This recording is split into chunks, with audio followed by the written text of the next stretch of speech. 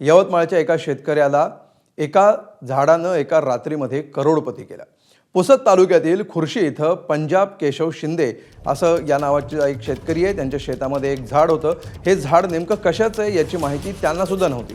2013-14 मध्ये वर्धा नांदेड रेल्वेच्या सर्व्हेसाठी कर्नाटकातून आलेल्या अधिकाऱ्यांनी त्यांना या झाडाची माहिती सांगितली। हे झाड होतं चक्क रक्तचंदनाचं। या झाडाचं मूल्य तेव्हा 4,97,00,000 रुपये होतं। मात्र रेल्वेनं ते देण्यास टाळाटाळ केली। शिंदे परिवारानं नागपूर खंडपीठामध्ये दाद मागितली असता त्यांच्या बाजूने निकाल लागलाय। शिंदे कुटुंबाला मूल्यांकनाच्या मोबदल्यात 1 कोटी रुपये देण्याचे आणि सुरुवातीला 50 लाख रुपये भरण्याचे आदेश दिले। तसंच शिंदे कुटुंबाला पूर्ण मोबदला मिळावा यासाठी झाडाचं मूल्यांकन करण्याचेही आदेश देण्यात आले।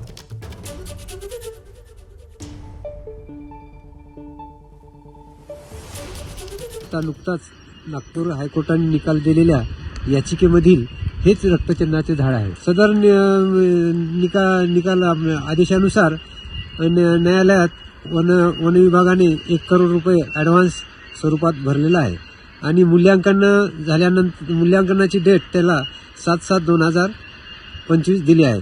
7/7/2025 पर्यंत जर त्यांनी मूल्यांकन नाही दिलं तर उर्वरित 50 लाख रुपये आमच्या खात्यात वळती करणार आहेत।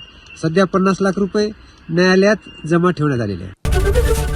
एबीपी माझा, उघडा डोळे बघा नीट।